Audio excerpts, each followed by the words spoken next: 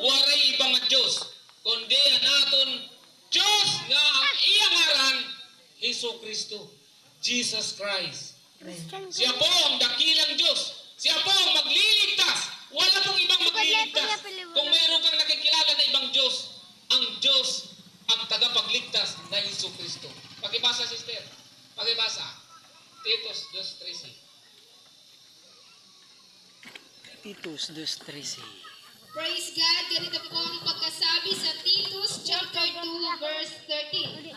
Nahintayin niya ang mapalad na pag-asa at ang pagpapakita ng kaluwalhatian ng ating dakilang Diyos at tagapagligtas na si Jesucristo.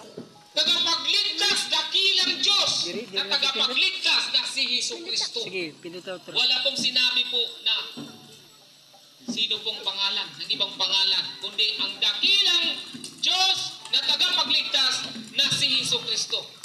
Kaya mga minamahal, sa mga nakakarinig ngayon, nakakabati, ang ini nga mga pulong, pinaagi ang Biblia, ang kadaw sa haaton, dire ang imo, asawa ang magliligtas sa imo, dire ang imo bugto ang magliligtas sa imo, dire ang imo nanay, dire ang imo lolo, lula, dire ang kunhino man, kundi ang magliligtas sa kadaw sa aton, ang Panginoon Jesucristo. Kaya sa inyong bahay, kung mayroong iilan ang laman ng bahay, mayroong nakatira na 10, mayroong naglilingkod dyan na 5, lilima lang po sila ang makakapasok sa kaharian ng Diyos.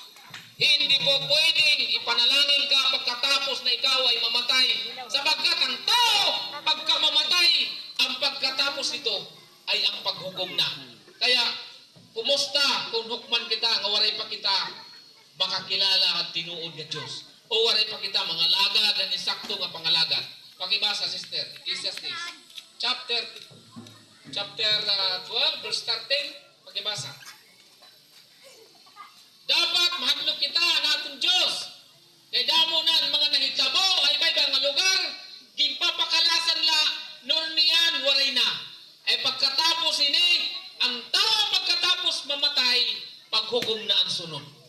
Waray na pagbasol. Dapat kaya nga buhi pa, nakakabati pa kita, maarap pa kita manhinulsol, maarap kita magbasol pa nato mga sala, harani na kita Ginoo, ayaw na nato pagpabatigason na nato mga kasing-kasing, kay bangin mapariyo ang panahon ni Noe, mapariyo ang panahon ni Lot, naging pauranan ang panahon ni Lot, naging pauranan ng kalayo, ang lugar, ang iragin katuhan. Ang kanluwe nga waray mamati, gingguno ang mundo, nga waray makasabot ang mga tao tigdala. Naramdaman nato na individual mga minamahal ang panahon ng Yolanda. Ang panahon ng Yolanda, dili kita maaram nga harbison ngayon ato nga mga panahon. Kumusta mga tao nga ginharbis nga waray maglingkod na Ginoo. Dahil ang sabi ng Biblia, magsisi at magpabautismo sa pangalan ni Jesucristo sa ikapagpapatawad ng inyong mga kasalanan at tatanggapin ninyo ang kaloob ng Espiritu Santo. Pakibasa, sister. Jesus Christ. Praise God. Ganito po ang pagkasabi sa Ecclesiastes chapter 12 verse 13. Ito ang wakas ng bagay. Lahat ay narinig.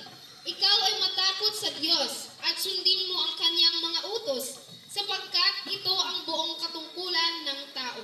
Matakot ka sa Diyos at sundin mo ang kanyang mga utos, sapagkat ito ang buong katungkulan ng tao. Pakituloy ang basa. Pakituloy. Huwag mong i-cancel. Mayroon pang sinasabi dyan sa 13.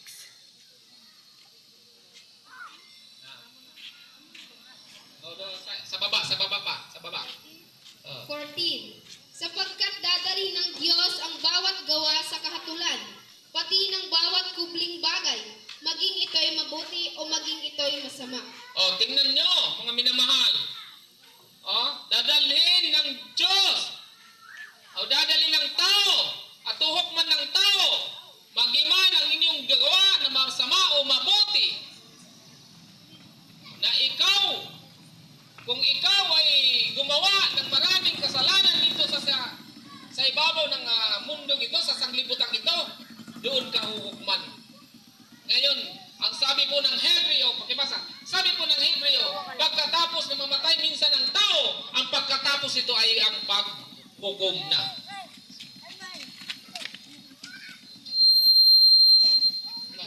Hebreo 9:27. Praise God, ganito po ang pagkasabi sa Hebrew chapter 9 verse 27. At kung paanong itinakda sa mga tao ang mamatay na minsan at pagkatapos nito ay ang paghukom.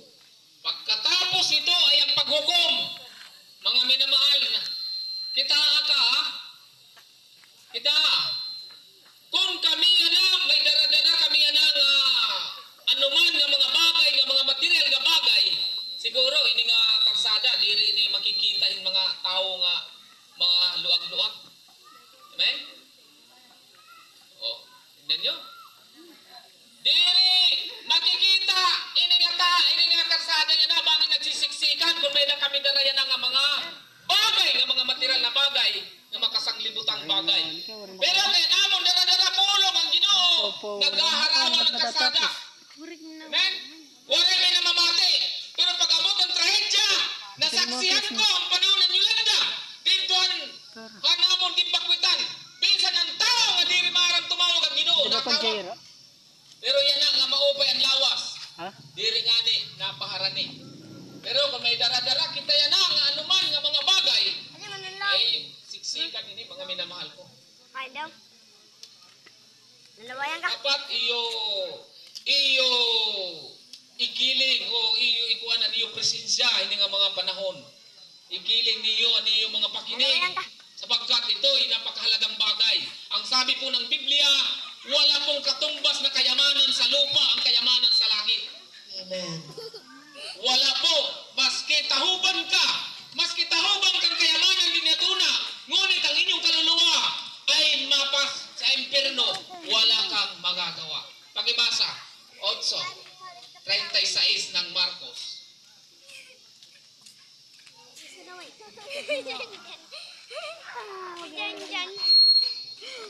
Praise God, ganito po ang pagkasabi sa Mark chapter 8 verse 36. Sapagkat ano ang mapapakinabang ng tao na makamtan ang buong sanglibutan at mapapahamak ang kaniyang buhay. Wala pong pupuntahan ng tao kung makamtan niya ang buong sanglibutan. Ibig sabihin mga kapatid, kung mga minamahal, kung ikaw focus ka din kung magadinhi, mga tanan na nga na imong kayamanan, pero hindi ka naglilingkod sa Diyos at wala kang Diyos at hindi ka sumusunod sa kanyang kalooban,